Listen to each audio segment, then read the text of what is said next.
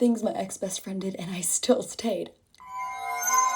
I seriously don't know why I have so many of these videos, but let's just get right into it, I guess. First, she would rate my outfits on like a scale from 1 to 10, and if she didn't like my outfit, she would tell me, if you wear it again, I won't talk to you. One time I wore the same outfit for a whole week because she said that she liked it.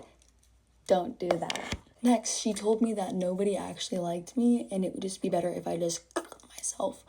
Next, she told the whole grade that I dated a girl when I didn't, and the girl was in a grade younger than me and was my friend's cousin.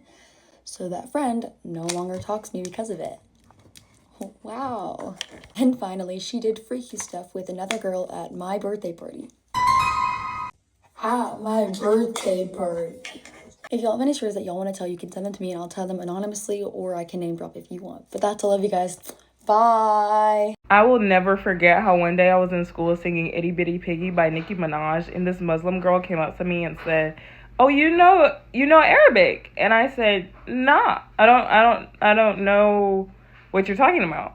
And she said, "I heard you say assalamu alaikum." Like, I clearly just heard you say assalamu alaikum. Obviously, I didn't know what she was talking about. And I said, "I don't know what you're talking about." She said, "Repeat what she said." I said, "I don't fuck with pigs, like assalamu alaikum." And she just looked at me like, and I looked at her like. So then I went home and searched, and obviously I knew then, and I was like, I'm so fucking stupid. So note to self, like, always look up what you're saying before you say it out loud and embarrass yourself in public. In middle school, I'd finally worked up the courage to ask my crush to take a picture after his basketball game, and then posted it on Instagram saying, "Proud of him," with a heart, and then got blocked the next day. After months of meticulous planning, I finally got the boy I was basically in love with to come over, and he said, "You want to make out or what?" I was scared, so I said, "My lips are chapped and I'm tired," which he responded with, "Girl, go get that Aquaphor." At this big frat festival, I chose to flirt with the cutest boy there by giving him a wedgie, and then proceeded to get cussed out and then kicked out in front of everyone. In 7th grade, I had started my period, unbeknownst to me, and then walked through the school hallway with a bloodstain the size of a grapefruit on my butt, and then had the cutest boy in school come up and tap me on the shoulder and say, "Hey, maybe you should go to the bathroom." My junior year of high school, I was going to a birthday dinner and got picked up by the senior boy that I used to talk to, and to try to win him back with my astounding musical knowledge, I played "Rake It Up" by Nicki Minaj, and it was silent for the rest of the car ride. One time I served a table that consisted of a mom and her 4 kids. Her kids were probably like high school, college age, and they sat outside on the patio. It comes time for the bill. I say, "Can I get you guys anything else?" They say, "No, we're all set." I said, "Awesome, I'll be right back. I'm going to go print off your check." I am gone for all of 45 seconds. I come back, they are not there. Their stuff is not there. They were sitting right by an exit gate. Now, what does this make you think? Dine and dash. Dine and dash, right? So I asked the table next to them, who are somewhat regulars, I said, "Hey, did you see where they went?" And they said, "No, they got up kind of quick." And I said, "Oh, okay. Well, I just brought them their check." As I'm saying that, the mom walks out. Mind you, all the kids are behind her. All 5 of them come back in and sit down. And she says, "Is there a problem?" I said, "Oh, no, I just didn't know where you guys went. I left the check right there." She says, "Okay, thank you." I go back in, come back out, collect the check with her card, run it, bring it back out. As I go to collect the check, big fat 0 for tip. And you know what's written on there? She wrote, "Next time, don't accuse a single mother of stealing in front of your entire restaurant and you might get a tip. That was incredibly offensive and I will be contacting corporate." I think the most insulting part was that she drew a big fat frowny face on it. That part kind of stung a little bit, but I hope she's having a great day today wherever she is. I'm going to take the high road on this one. Get ready with me whilst I talk about how the whole SLT started searching for me when I skipped a lesson. Okay, so it was periods 6 and 7, and we were just about to do PE in the rain. I always hated PE with my heart, and I decided I'm not going to be doing rugby in the rain. So I go to my teacher and ask if I can go to the medical because I'm not feeling well. She says, "No, you can't go. You're staying here and you're doing the lesson." Okay, plan 1 backfired. So I think of plan B and ask her if I could go to the toilet. She agrees to that because you can't just not let someone go to the toilet. And sorry, but I'm not going to be doing rugby in the rain. By the way, this all happened at the start of the lesson because as soon as I heard that we're doing rugby, no, I go to the nearest toilets, but they're locked because my school just loves locking all of the toilets. So instead of going to the PE toilets, I had to go all the way up to science, which was in a completely different block, by the way. As I'm making my way up there, an SLT stops me and she asks, "What are you doing? Where are you going?" I explained to her that I was going to the toilet and that my teacher let me. Then she goes, "Do you have a toilet pass?" And obviously I didn't. She goes, "Okay, wait here," and makes her way to the office. This is when my plan nearly backfires, but when she leaves me alone, I just run. There's no way that I'm gonna be caught skipping before I even start. Only 30 minutes of me being in the science toilets, I hear the SLT radio, or like whatever thing they use to communicate, and I realize that they're talking about me. Since I never came back to PE, my PE teacher reported me for apparently leaving the school, which I did not do. But when I checked my school emails, I got an email from this teacher saying that if I don't show myself, the police will be called. I decide to wait it out since there's only 10 minutes left of the school day. I never responded to that email, and when the day passes, I just go home. This time around, my mom didn't get called, but when I went to school the next day, I'm not trying to get someone fired, but the other day at Whole Foods, I was buying alcohol and the employee didn't check my ID. She just put in a random birthday that would be eligible. It was my exact birthday. Not just the day, the year. The year. And I knew I wouldn't be able to sleep unless I asked. So I went up to her and I said, "Please tell me you have a connection to that date. Is it your dog's birthday? Is it your sister's birthday?" Nope, she just put it in randomly. I don't think she even made eye contact with me before she put that birthday in. So she didn't even know how old I looked. But let's just assume she did glance my way, okay? Maybe she thought 1997 earliest. Up until the day that you can be eligible is like 2003 right now. I counted how many days. Not actually. We have computers for a reason. It was 2,381 days. That has 1 over that number is 0.0004 4 zeros before it even hits a 4%. Do you know how crazy that is? Anyway, if this lands on the For You page of that employee at Whole Foods, girl, I promise I will not snitch that you didn't check my ID, but I will never forget you. Okay, I'm gonna give you guys a crazy story time on why you should never trust any man in your whole life. So basically, I dated this man from the end of 8th grade all the way to my start of junior year. And for all of those years, everyone around me was like, "Layla, what the fuck are you doing? You need to break up with him right now. What are you doing?" And I'd be like, "No, guys, like, no, he's such a good guy. Like, please, he's such a good guy." And I can't lie, I was definitely a little bit of a psycho. Definitely, 100%. Okay, so I would, like, always accuse him of cheating, and I thought he wasn't. I thought I was just accusing him. And everyone's like, "Layla, he would never cheat on you, and he couldn't ever cheat on you." I was like, you know what? You're really right. You're so right.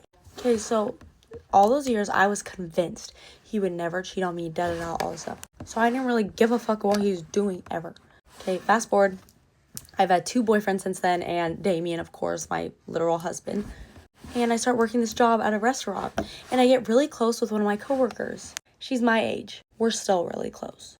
And her and my best friend go on like a little lunch date, and they're talking about like their past exes and stuff like that. Basically, they get to talking, and my coworker that's not my really close friend was like, "Yeah, I talked to this guy for like 3 years, but we were always on and off because he would add and unadd me whenever he would get back on good terms with this one girl." Now my best friend's like, "Wait a minute, what'd the girl look like?"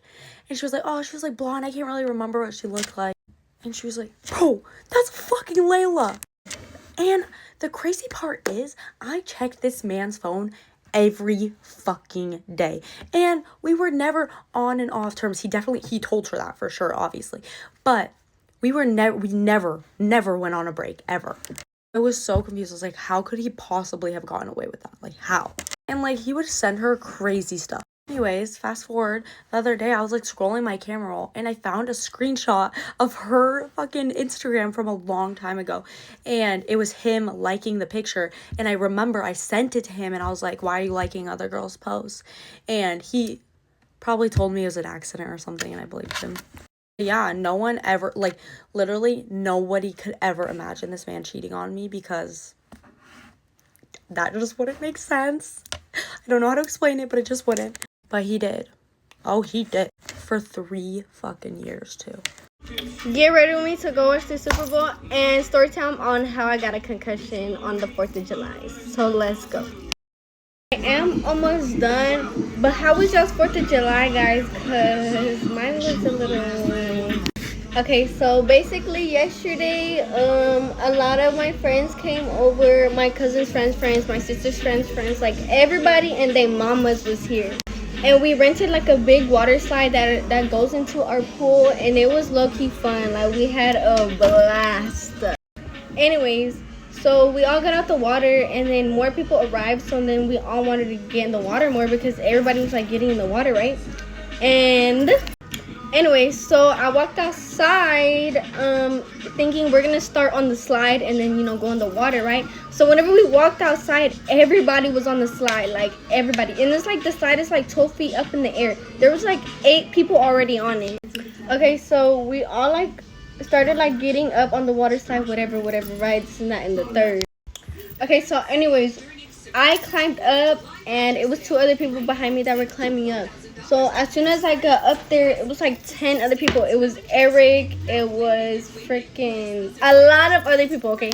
Kylie was up there, everybody was up there. So then all of a sudden, everybody starts moving the fucking... Anyways, right, so then the thing started moving, boom, everybody goes down, that's the freaking floor, like everything falls, like everybody falls. And I'm like the most tiniest one up there, and I'm like more in the back of like everybody. So like everybody like kind of falls on me, so I'm like this, like, and I also freaking broke my nail. I broke my nail, and I broke my freaking big toe, and I just got it done like yesterday. Anyways, whenever I landed on the ground, I landed hitting my freaking head, and I got a concussion.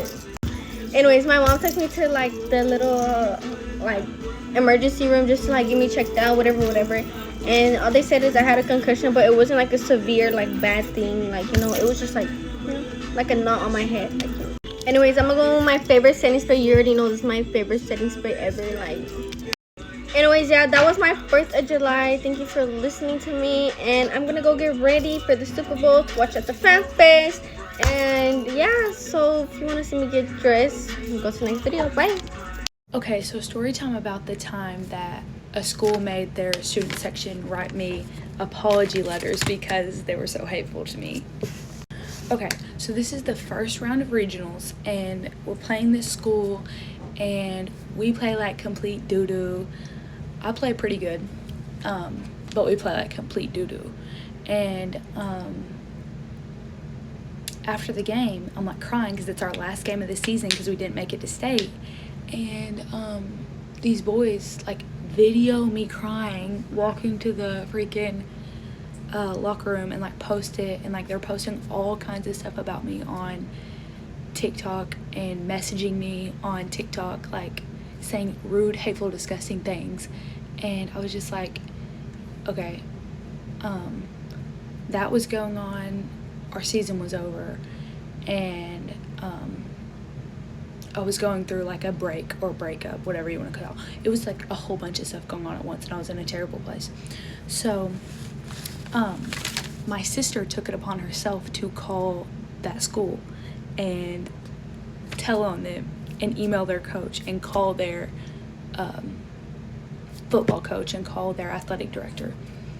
So let's read the notes. We've got 3 notes from the boys that posted this stuff.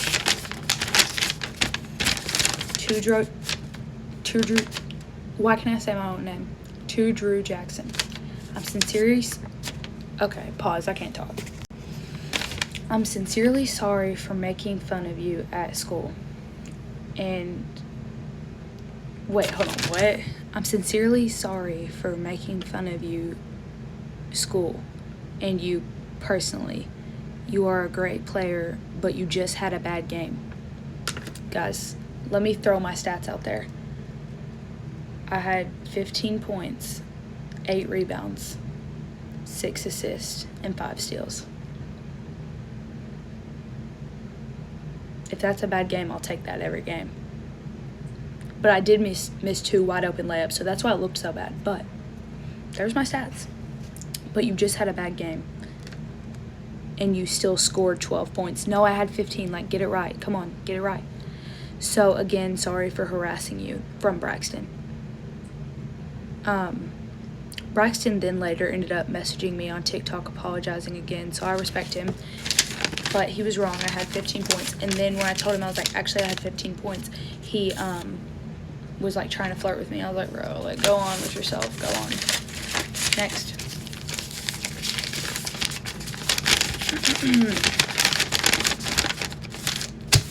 This is from Hoyt, I think. I'm so sorry, Drew Jackson and Bald Knobs High School. It was not appropriate to comment on the TikTok. Oh, this one commented on my TikTok.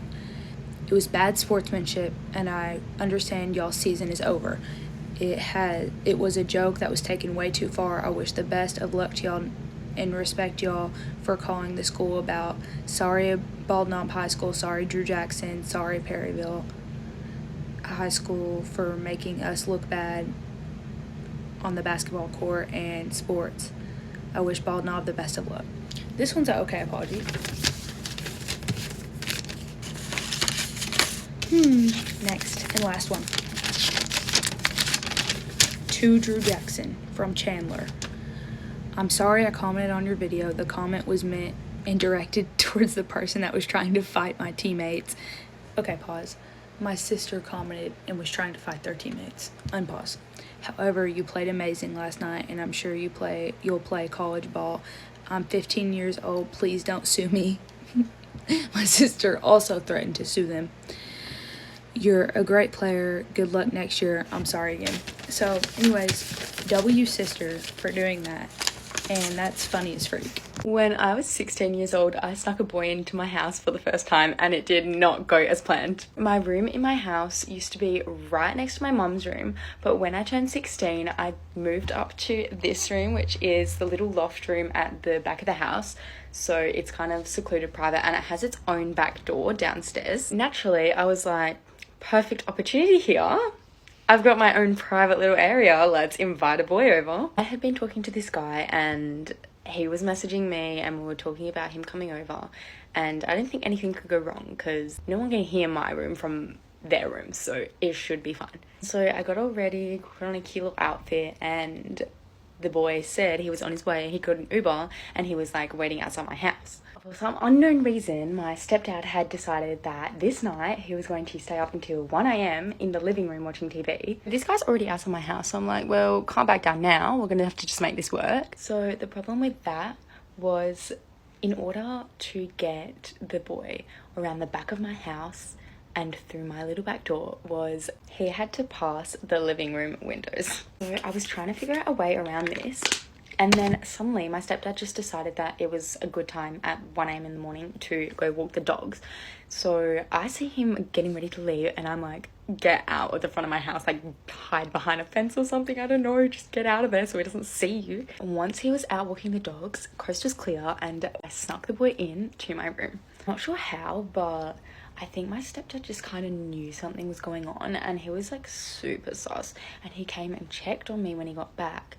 And he's like, oh, you're still up? And I was like, oh, yeah, like, There was a point in the night where I went downstairs to go use the bathroom. And I think while I was in the bathroom, he came and listened to my room, and he could hear movement because, I don't know, the boy, I don't know, whatever he was doing. So I think he just decided to go rat on me to my mom or something. He woke her up because she came to the base of the stairs and she was like, hey, like, can you come down? Like, I want to talk to you.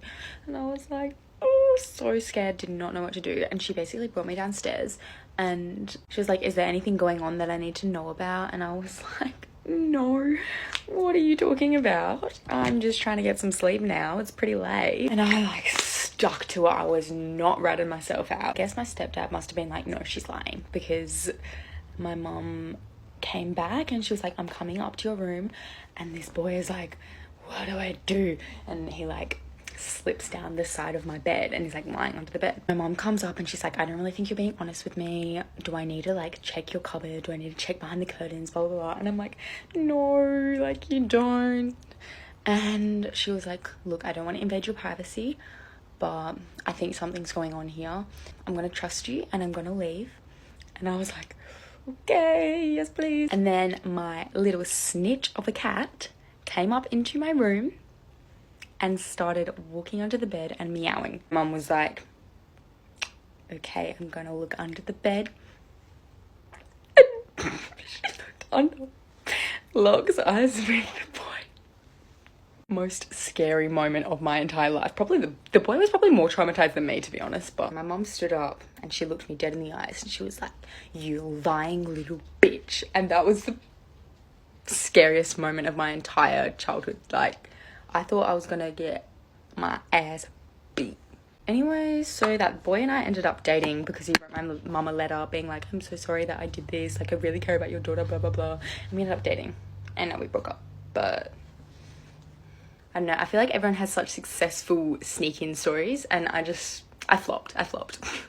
You ever think you did something super embarrassing? No, you didn't, baby. I have done worse. Okay, one time I was with my man and like we're in that phase where we're still like super new and fresh in the relationship, so like everything's super embarrassing. You don't do anything weird in front of each other, you know, like even going to the bathroom is embarrassing. Well, we were at his house for the first time, okay, and he has like his old childhood trampoline in the backyard, and I had brought my friends over. We were all just gonna hang out, but my period started. The thing is though, my man's from Sweden. He lives in Sweden and I had to use a tampon because I was on my period, and I put the tampon in, but in Europe they don't have the applicators. They just have like the little tampon part that's just supposed to go up there, but I literally hate inserting my fingers up there with the tampon. I was like, ew, no, I don't like this. I just really don't like the feeling of it, but I had to do it anyways because like I don't have a choice, and like I didn't have any pads or anything. I actually borrowed the tampon from his mother, and it was a super, guys, I am not a super girly, and it was a really light period, like it was almost the end of my period, so I didn't really need that much intensity to back up, but it was the only thing I had. So already I was super uncomfortable trying to put this in, and the next thing you know, it's super big, so I was just like, ooh, which made it even worse. So finally I'm like, okay, whatever, it's in, but I felt like super uncomfortable with it. I was like, ooh, this is definitely not safe, this is definitely not like secured in there, but like whatever, I can't really do much about it. So we go outside, we're having a really good time, and then everybody's like, oh my gosh, let's all go tramping on the trampoline. And I'm like, yes, I love trampoline, like I can do a backflip on the trampoline, I can do a little cartwheels and all that shit like on the trampoline. I am a gymnast. It is my time to bust out my moves. We're gonna play crack the egg, we're gonna play all the good old-fashioned games. So me and my man, we go out there, everybody else is still like coming to us, they haven't really like met us yet, so we're bouncing, we're like, oh my god, yeah. I'm wearing like my super cute little summer Sweden outfit, okay? I have on little cute linen pants, I'm feeling good, I'm looking good, and then all of a sudden like we're bouncing super high, and I bounce up and I feel something just like fall out of me. I feel something fall up and I'm like, oh, whatever, like I don't know what it is, like it can't be anything. And my man like stops and freezes and looks down. I'm like, what is he looking at? So I stop and freeze and look down, and it is a red tampon. My tampon literally bounced out of me like a rocket, shot down my pants. I think I had underpants on. I think so. I believe so. I was wearing white linen pants, but I still think I had something on. I don't know how it shot out of there like the rocket it did, but it did. And I literally screamed at the top of my lungs from embarrassment. Was that drama? Yes, it was very drama. But trust me, when you're still in that new stage with your man and you have a tampon shoot out of you like a freaking rocket flare, yeah, you're a little embarrassed. So I scream at the top of my lungs. My friends come running out. They're like, oh, what's wrong? And I'm like, my tampon. And I literally just grabbed it as quick as I could on the trampoline. I dove for my life. I dove like in that moment when in the Hannah Montana movie and they find those pair of heels with Tyra Banks and she like fights her for the heels. I was fighting her for the heels. I dove for that little tampon so freaking quickly, yapped it up real quick, had it in my hand, screamed, ran past my friends, ran to the bathroom and got rid of that shit. I disposed of it, and afterwards I was super embarrassed and I literally just came out and I was like, hey guys, hey. And everybody was like, what happened? And I didn't want to tell everybody because I was like, I just met his friends and I was like, I don't want them to know that my tampon just like literally shot out of me, but it did. And my friends were like, what happened, Hallie? What happened? I'm like, girl, you don't even want to know. But they were all dying laughing, and like for the whole freaking weekend I kept getting jokes on the trampoline about not wanting my to shoot out of me again, feeling a little bit embarrassed or down. I hope that makes you feel better because my tampon shot out of me like a little rocket. So I'm gonna tell one of my craziest sneaking out stories. So this is while I was already on house arrest for sneaking out with a whole ankle monitor on probation and everything. Didn't even have a phone. Literally would sneak out and like email people to sneak out. Would like my Chromebook, like my school. My friends would even hop on a Zoom call with me to figure out how I'd sneak out. Someone hit me up in the Gmail, told me about a party happening and was like, hey, let me pick you up, yada yada. So I ended up sneaking out, went to this party. The whole beginning of the party I spent turning down this one guy who was like in love with me, even though he was just my homie and he was trying to get with me, and I literally had to sit there and be like, no, yada yada. By the time I got to the party, literally I was there for like 5 minutes and it got shut down. Like the parents came, was like, everybody leave. So everybody literally was just going to dip, and as I went to go find my ride who took me there, they were gone. They were gone. nowhere to be found. Couldn't even text or call nobody because, mind you, I didn't have a damn phone. And of course, the only person who was left there that I knew was the homie that, you know, was trying to get with me. And literally, I remember standing there and being like, where'd they go? And he's like, I don't know. And I'm like, what do we do? This also wasn't my town. Like, this is the city over. So I didn't really know the area where we were at even. So the guy came up with the idea, okay, let's walk to the park. And something about his phone was dead. His phone was literally dead too. So we're both here, no phone, no ride. We're like, what the fuck do we do? So we walked to this park for him to get a charger from somebody. This person drops off a charger to him. And for some reason, whoever dropped the charger off to the park couldn't just take us somewhere. I don't know. We're literally at the park at like 4 a.m. just pitch dark. Backtrack really quick. I used to literally schedule when I would charge my ankle monitor so it would die before nighttime came, and I would just let it be dead at night so they didn't know where I was at, so I would still get away with it. Proceeded to sit at this park with no phone with this guy who was begging to do stuff with me for literally hours. For hours I was stuck there, and eventually I don't know how we came to the conclusion that he was gonna walk home because he had stuff to do, and I was just gonna walk with him, and then I was gonna walk to our other friend's house who I kind of like vaguely knew how to get across town to her house, but literally he just basically left me and was like, yeah, I tried texting her, she's not answering, yada yada, like, you can just try walking to her house, but I'm going home. It gave he was only there with me waiting to try and get some, and then didn't get some and was mad about it, so just said screw you. And I just got stuck, left alone, walking across town, walked to my friend's house. Mind you, she lived in an apartment complex thing, so I went knocking on her like door, her building door, with her mom, like lived with her whole family, knocking on her door, nobody answered. And I remember being so like lost, like I didn't know what to do. I had no phone, like I'm just over here in my head, like just walked across town from this party. At this point it's already like, I want to say 9 a.m. I had no idea where else to go, so I ended up going and sitting in their laundry room of the building, and I just sat in the chair so long where I ended up falling asleep until literally 11 o'clock in the morning. And her mom walked in the laundry room, I don't know, just so happened to be laundry day, and she noticed me, recognized me, was like, hey, like, what are you doing here? What She was confused. I just told her I was supposed to come over, but you know, my friend wasn't answering her phone, so I just sat here waiting because I already got dropped off type thing. So she just let me in the apartment, obviously. That called my friend and told her everything, and my friend went along with it and was like, oh yeah, I forgot she was supposed to be there. So she came over because I guess none of them were literally there at the house at the time I had got there. She went over to the apartment, like we talked, I told her the whole story and everything. My friend, not her mom, because her mom still thought this was all planned, but I just didn't, she wasn't there on time, you know, type thing. And so my friend, I told her everything. She ended up taking me home. We even stopped and got ice cream on the way, so I didn't even get home until noon something. And the layout was like, when you walked in the front door, you would instantly be in my sister's room. Like, she didn't really have a door. It was a very open room, and then you'd walk down to the hallway, and then it'd be my bedroom and the living room. And so for me to go into the house, like, I'd have to walk past my sister's room first. And she was the biggest snitch. She would tell on me all the time. When I got there, I basically was just preparing to instantly get caught because I had already been outside for over 12 hours and was just now getting home. You know, I figured that everybody would have already known. So when I went to go walk in the house, I was just expecting to instantly see my sister. No, she wasn't in there. So I just kept walking. I walked to my room, went in my bedroom, yada yada, changed back into my pajamas, came out my bedroom into the living room. My mom was already awake, sitting there waiting, and I figured I'm instantly about to get in trouble. But her response was, good morning. You just woke up? And then I seen my little sister come out the bathroom and walk back to her room. And I was just like, yeah, good morning. I slept real good. Even though I was worrying the whole night, everything ended up working out perfectly, like down to the T, to the point where I walked in when my sister wasn't in her room. And my mom still don't know to this day. I should probably tell her though, because I'm honestly kind of proud of that. That was crazy. That was a time. You guys love when I do the crazy story time, so here we are. Story time on how me and my friend group accidentally put the school in lockdown, had the ambulance come, and got suspended. So let's set the scene. It's COVID, we're in lunch, and we have all these dividers. Literally don't ask me why, but for the day, me and my friend decided to switch lanyards. Mind you, this is middle school, so our lanyards just kept like our name tags and they had designs. We probably switched them just because they matched better with our outfits. Something stupid. So we're in the cafeteria and I'm looking on her lanyard with my other friend and we see a little bottle.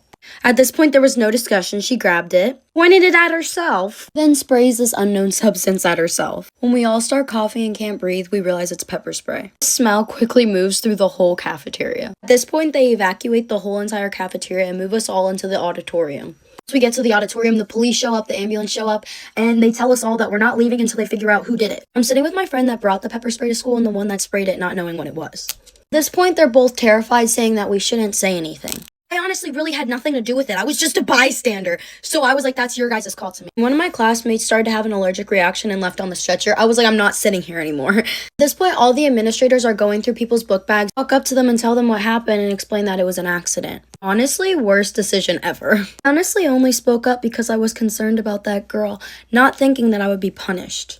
Why is this concealer bright yellow? Am I tripping? After that, we just talked to the police and got suspended, really.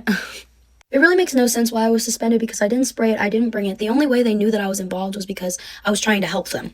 Story sadly doesn't end there. Both my friends, not me, got a letter in the mail saying that they got a possession of a weapon charge on school property. To pay a fine and do community service. After the suspension's over, we think everything should be back to normal. Got back to school, we figured out a girl had a seizure because of it. Rightfully felt very disrespected and wanted to beat my ass. No one at school really knew my friends were associated, and when it happened, I'm the one that walked up to the professors and told everyone, making me the obvious target. I want you to keep in mind that I don't know any of this the first day I go back, and I simply just go into the bathroom, and there's a group of girls waiting for me. Thank God they didn't just run the fade on me and they let me speak. I basically just explained to her the story I just told you guys. She was thankfully able to hear me out, and we even became friends after that. Definitely don't think the school handled it right though. Like I said, I was a middle schooler. I had no idea what pepper spray was, and it was genuinely just an accident. And this situation taught me from a young age that speaking up can just get you in trouble when you're trying to help. I understand we did something wrong, but I just think there could have been a better form of discipline. If that school actually cared about us, they would have understood why a middle schooler had to have pepper spray. The reason why my friend had pepper spray is because she lived in a bad neighborhood and our bus stops don't drop you off anywhere near your house. Her mom, being a single mother working, couldn't get her off the bus, so she had to walk home alone. A little more shade, do you want to know why the buses had so many problems? Because we bought the kids new iPads and couldn't afford buses, so we had to sell half of the buses. Anyways, I'm very happy to be out of that shithole. This is a final look. Hey, how's your day going? Mine, not great. I'll tell you why. It is currently 8:50 in the morning, and I am already home from work. I have to quit my job. I have to move, I have to dye my hair, I have to get all of my tattoos lasered off, and I have to change my name. Because I was walking into work this morning. Let me set the picture for you. My parking lot is about 300 yards away from my office. The walk takes a solid 4 minutes, okay? I'm walking in. I am walking west. Sun rises in the east. Okay, my entire back is lit up by the sun. Glowing, if you will. Walk into the office. I had at least 4 men walking behind me all the way into the office. Walk in to my girls. Love my girls. We're grabbing our water bottles. We're about to go to our cafe, fill up. We start our day with like getting water, chit-chatting. I turn around. One of my girls goes, Wendy. I turn around and say, what? What's wrong? She goes, and I thought in my mind, I was like, do I have a bug on me? What's going on? I turn around, show my backside to someone else. My pants were ripped right on the seam. They're linen pants, okay? They're very thin, very flowy. They move with the wind. My entire ass crack is hanging out. 4 inches of just straight ass crack. No one said anything on the walk-in. No one said, hey, ma'am, excuse me, ma'am. Your cheeks are out, okay? I will insert a picture here. At this point, I don't care if TikTok sees it. You guys don't know me in real life. That guy, I have to see him every day for the next however long I decide to work at the company, which right now, not going to be more than a day. So anyway, hope your day is better than mine. This is how me and my friends got firecrackers thrown at us. Last year on July 2nd, we got firecrackers thrown at us by 2 older boys. So we went to McDonald's and we went to the park to play a tag. So we started at like 6 p.m. and then when we got to the park, it was 8. And these 2 boys kept walking up towards us. They were on the basketball court. And then they made their way to the swing, whatever. We're still playing. My 2 friends are like, these kids are bad. And you know, if you're catching my drift. We started talking to them, like, these boys are like 3 years older than us. And we're asking them a bunch of questions. They're being honest about it. Honesty is the best policy. I don't remember what one of my friends asks, but they ask something. And then they get really irritated. Not the oldest boy, the second oldest boy. The second oldest boy pulls out and he's like, I'm gonna, you. What? Then my sister and the 2 other friends ran away. And my first friend was like, Zoe, come on, Zoe, come on. And I was on the opposite side of where the exit of the park was. So I was on also the highest peak of the thing. And he shoved a firecracker where I was and was aiming it at my legs, and I was screaming bloody murder. I finally just make a run for it, and he's like throwing things at me. And then we're like, we're calling the cops. And then they're like, oh no, oh shoot. So they call whoever, and we're at the basketball court like a few feet away. They're like, oh no, and they're panicking. This white car pulls up and like they run in the car. Then we run to Duncan because they're like chasing us in the car. We run to Duncan and the police are there because we called them. And then we called the cops on them and told them where they lived. So don't throw firecrackers at me. Bye guys. Love you. Bye. Put a finger down if in college you got caught for using a fake ID, but instead of it being a fake ID, it was actually your dead sister's ID.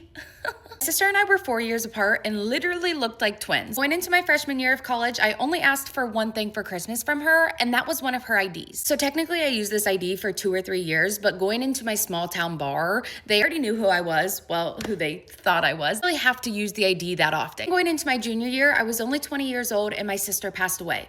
But clearly, I still had her ID. My entire friend group had fake IDs. I think they were from like ID God or something. So we knew that they wouldn't technically scan, but we also knew that I had an ID that was real. And quite frankly, I didn't really think of the aftermath of using an ID of someone who is no longer living. So we all decided that we were gonna go to the next town over, which was a really big town and had a bunch of bars. As we were coming up to the bar, we saw a really long line and we saw that they were like really checking the IDs, like a lot more than the other ones were. And all of my friends got really worried because they were like, oh my God, what if they know ours is a fake? What if we get caught? Blah, blah, blah. And I was like, no, it's okay. Let me go first. I have the real ID. We all walked up in the group. He was like, can I see your IDs? And I slapped my ID down in his hand and I was like, here you go. He looks at it. He was like, I gotta go get my scanner. You're what? Friends were like, oh my God, Alyssa, a scanner, ours isn't gonna scan. I was like, no, we're fine. We're fine, mine scans. I know mine scans, it's a real ID. So the guy comes back with his scanner, right? And he scans that ID. I'm sitting here, I'm chatting with my friend. I turn back around and he looks white. White as a ghost, white as my literal sweater. And I just try to ignore it. I'm like, oh, ooh, doesn't look good. So I turn back around and I start talking to my friends. But then I notice he calls the bar back over.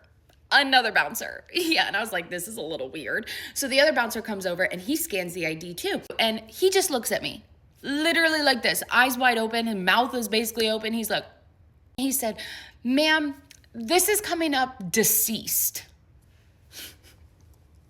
Deceased? At this point, I know they're thinking one of two things. One, I'm a dead girl walking. That man looked so scared, the white in his face made it look like I was a ghost. Or that I killed somebody and took their ID. At this point, my entire friend group was silent. The minute they said deceased, they said, guess who knew that IDs came up deceased? I also knew that we were not getting into that bar at that point. I knew that they were sketched out of us, and I knew that my parents would kill me if I got that ID taken away. Let me also just say, anytime I used that ID, I also made sure I was wearing a shirt where my tattoo was shown, so that if anybody were to ever question me of like, is this really you? I'd be like, why would I have my name tattooed on my chest if it wasn't me? How weird. All I had the audacity to say was, that's so weird, I'm right here. And I take the ID and I run. I say run, and we all book it. We booked it to the next bar that didn't scan IDs, and we got right in and never went back to that place. However, I do think about those bouncers sometimes. I wonder what they thought of me in that situation. And I also know it gave my sister a hell of a good laugh in heaven if she wasn't the one that put it together herself. Moral of the story, if you're using your sister's ID and she dies, don't use it anymore. Close your eyes right now and picture the most embarrassing moment you've ever had with a guy. Okay? Mine's worse. It's worse. It's so much worse. So for about a week, maybe a week and a half, I've been chatting it up, snapping this guy a little. We haven't even hung out yet. That's how not serious it is. Okay? I mean, we did meet at my grandma's funeral over the summer. And I ain't gonna hold you. I'm feeling the vibes. Like, he's cute. Like, he's cute. Okay, stop. So last night, I decided to call my best friend for some advice. Yes, I'm marinating in fake tan right now, okay? Yes, I know I look like I just rolled around in peanut butter. I said it, so you can't. So I called my best friend and I'm like, I need advice. You always are in a relationship. How do you get these men? I'm so sick of hanging out with men and then just leaving.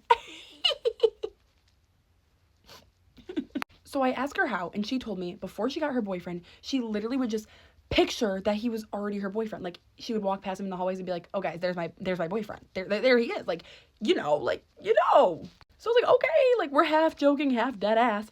So I'm like, should I change his name in my phone to my boyfriend?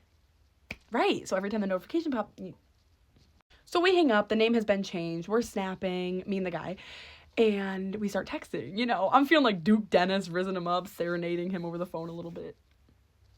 All right, stop. He was driving home from the gym. So, you know when you go on Snap Map and you can reply to someone's location with an emoji and it like puts it in chat? Yes, okay.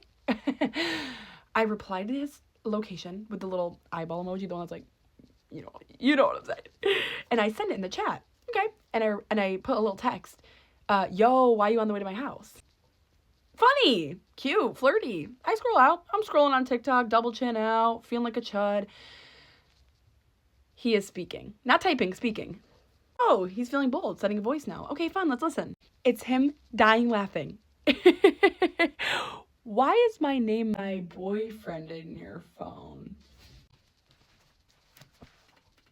Do you know that I threw my phone across the room and left it unopened for probably 5 minutes straight? It shows their name. It shows the photo of the map in their name in your phone.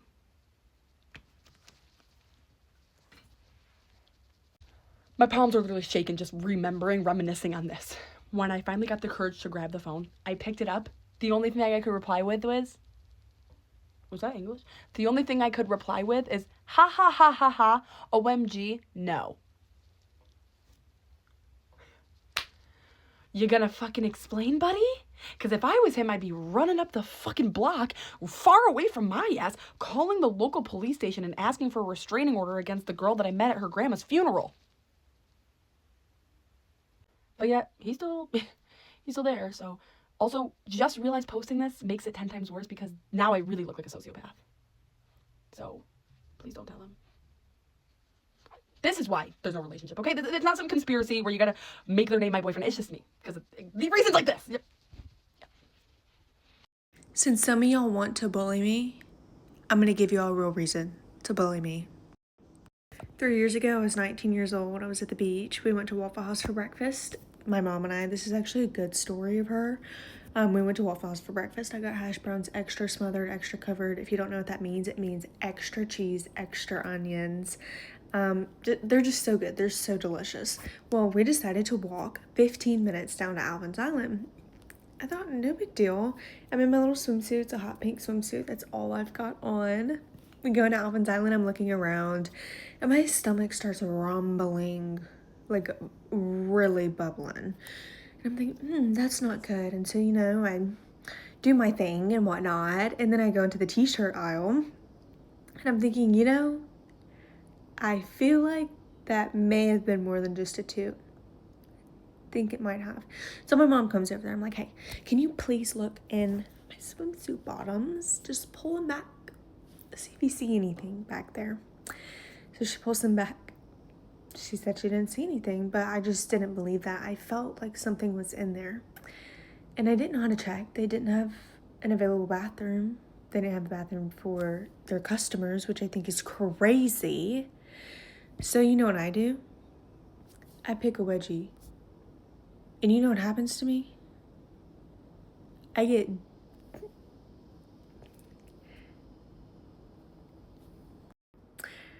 look at my hand and there's dookie on my hand. And you wanna know what I do? I wipe it on a t-shirt because I have nowhere else to wipe my dookie. Am I supposed to go up to the counter and tell them, hey, this is dookie on my hand. Do you have something I can wipe it off with? And then my mom comes over there. I tell her, hey, I just crapped on myself. And my mom pees on herself. So not only is there dookie on the t-shirt, but there's pee on the floor. And this is from two different people, not even the same person. Just two different people on the same aisle. Pee-peeing and poo-pooing. Hee-hee and ha-haing. And I told my mama, I said, we got to get out of here. We need to leave right now. And we had to walk 15 minutes back home while my mom had pee all over herself and I had dookie stains on my hot pink swimsuit. 15 minutes. Dookie stains and pee You guys, California can be so weird. So I was like making all my like routinely checkups, whatever. And I was like, you know what? I should probably get my skin checked. I spend a lot of time in the sun, whatever. Let me just go make sure everything's okay. So I make this appointment, right? Drive down, pull up. It's a coffee shop. I go, surely this can't be right. Like, let me double check the address. Check it like 3 times. No, this is the spot. So I was like, okay, that's weird. Maybe there's like an upstairs. Walk in, talk to the barista. She's like, what can I get for you? And I was like, oh, like, this is so funny. Like, I have a doctor's appointment. I am probably in the wrong place. And she's like, no, you're in the right place. Like, I can check you in. I'm looking around and I'm like, I'm going to get my skin checked in a coffee shop? ? She checks me in and she's like, oh, by the way, like, patients get 50% off drinks. You don't have skin cancer, but you can go get a vanilla latte. Like, hey. She's like, you can take a seat and someone will come grab you. I'm like, what an odd concept. Okay. Sitting, waiting, do. Homegirl comes up to me. Okay, like, let me take you back. And I was like, oh, yeah. Okay, let's go. She walks me into this, like, tiny little closet room. And I was like, am I going to just, like... And she's like, you can just sit right there. And I was like, okay. And then she's like, can I just check your arms? And I was like, sure. So she's like, check in. I do a little like, boop, boop, boop. She's like, you look good. And I was like, and she's like, do you want me to check under your shirt? And I was like, no. Anyways, so that was that. It literally was a 5-minute appointment. I walked back out and they were like, do you want a drink? Nope. Hold that cold foam. I'm good, girl. I gotta go make a few calls and get my skin checked, actually. Because no way my little barista queen is gonna tell me if I have skin cancer or not. Anyways, weirdest experience, and I just had to share because, like, that would happen to me, too. Like, that is exactly something that would happen. So, yeah. Story time from when I was 17 and I swore off dating lesbians. I want to preface this by saying I was not a later in life lesbian. I was one of those kids who just kind of did whatever they wanted to do and never really had to come out. I will show you some photos of me from when I was younger. I always had my little boyfriends, but I also had my little girlfriends too. And everyone was well aware of all of it. All parties were aware. Before we get into the story, there's a little bit of lore that you should know. So when I was 17, I actually got engaged, and I got engaged to none other than a man. Yes, I am from the Midwest. It is not uncommon to get married at a very young age, and later I got married at 18 years old. So when I go off to college, I'm only 17, and there were only 2 girls that were out in my college. I went to a religious school. It was a private school, and these 2 girls that were out had a little bit of a reputation. Both of the girls were on the basketball team, and they would hook up with girls who were questioning their sexuality or even girls who claimed to be entirely straight. Outside looking in, it kind of seemed like it was a competition to see who they could pull. The general consensus is like both of them very much players, and I never labeled myself as straight, but I never labeled myself as anything really. I just had a fiance, and my fiance was very much aware that I also liked girls. So I took an interest in one of them, and being the incredibly honest and open and communicative person that I am, I told him that I really liked her and I wanted to hang out with her. And he was fully encouraging of me hanging out with this girl. So I lay some boundaries. I tell her I'm engaged to be married to this guy, and I thought we could hang out. It was made clear that I did not want a relationship with her and that we were just going to be hanging out as friends, getting to know each other and enjoying each other's company. So one night I invite her over and she comes to my dorm, and my roommates are there, but they end up leaving. So some things happen, maybe a little hand stuff, a little knee action. If you know, you know, but nothing crazy. And after we hung out, it was fun. It was fine. It was great. She leaves, and then she starts blowing up my phone. She texts me all hours that night and I didn't respond. And then the following day, she's texting me first thing in the morning. I didn't respond. She shows up to my chem lab class after I was done to walk me to my dorm. So I walk back with her to my dorm and everything's fine, but I don't respond to her text messages following that. An important note is I never told her my class schedule. Like, we had mutual friends, but I never told her what classes I had and when I had them. And she starts showing up to all of the places where I'm supposed to be, but I'm avoiding her intentionally. In all honesty, I was thinking of just going ghost, even though we're on a small school campus, because I had communicated what I was looking for, and I thought that she was on board with that, and I told her there was no chance of a relationship, but it kind of just progressed to her constantly needing to talk to me. It got to a point where I ended up texting her and telling her, hey, I had so much fun hanging out with you, but I'm really committed to my fiance, and I'm not interested in this going any further. I was never looking for a relationship. She did not take that well at all. I quit all communication with her, and from what everyone else told me, she went on what you would typically describe as a bender and ended up leaving school. None of my roommates heard from her again. None of our mutual friends heard from her again. And she kind of disappeared. Literally, one singular hangout turned into obsession, and I swore lesbians off. I was like, lesbians are crazy. Girls are crazy. I never want to be in a relationship with a lesbian. I never want to be associated with that whatsoever. And I tell my fiance all of this, and he just laughed and goes, too good, and made a joke of it. I haven't thought about her or that entire situation in well over 10 years, but reflecting back on what has happened to me recently, if only I had stuck to what I said 10 years ago when I swore off dating girls.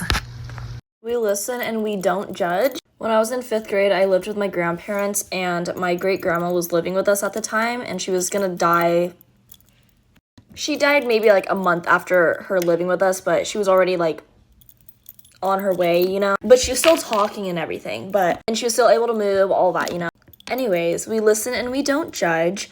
During that time of her living with us, I am an only child, so it was like so fun. Like, it's like I had a sibling, even though she was my great grandma. I thought it would be fun to go into her room in the middle of the night where the lights were pitch black. It was pitch black in the room. And I don't know why I did this. I played like rainforest bird sounds, and I was like by the foot of her bed, like hunched over, playing like bird sounds, forest sounds. And it's not until later in life where I kind of thought, wow, what if she thought she was going already? Like, what if the sound, like she was like laying there and she just heard these like nature bird sounds? What if she thought she was dying then and there? We listen and we don't judge. Anyways, we called her Nai Nai. Nai Nai means mom in Tagalog, but we just all called her Nai Nai, like my cousins, everyone. I think because she didn't want to be called grandma in Tagalog because like she doesn't want to be grandma, you know what I mean, like older. Anyways, one day we were walking in the Walmart parking lot, and my grandpa was getting her that little like wheel, you know, the electric scooter, and there's the road right here. She and I are here. He is right here. And he's telling us to cross over. I'm like, no, motherfucker, you're sitting on the thing. Like, just come here. She cannot walk. Anyways, I think like her legs collapsed or something. Me at the time, I was 90 pounds, maybe 85. And we both went down. We both went down in the middle of the fucking road. There's a line of cars right here. We're right here. Yeah. Just because my fucking grandpa didn't want to walk over. What the fuck? Also, story time about my grandpa. After she died, after my great-grandma died, his mother-in-law, she had like a walker that like, you know, it was a red walker, and she would like walk through the house with it. This motherfucker. Obviously, she was older. She couldn't pick up her feet, so her feet would like shuffle on the floor. My grandpa would shuffle his feet at night. I opened my door. He left the fucking walker in front of my door to try to fucking scare me. Right after she fucking died? Like, what kind of evil shit is that? It's actually so funny, though. Like, I love my grandpa, but, like, who the fuck who thinks of that? Maybe I'll do, like, a grandpa reveal before I leave. Also, I haven't used these drops in, like, a year.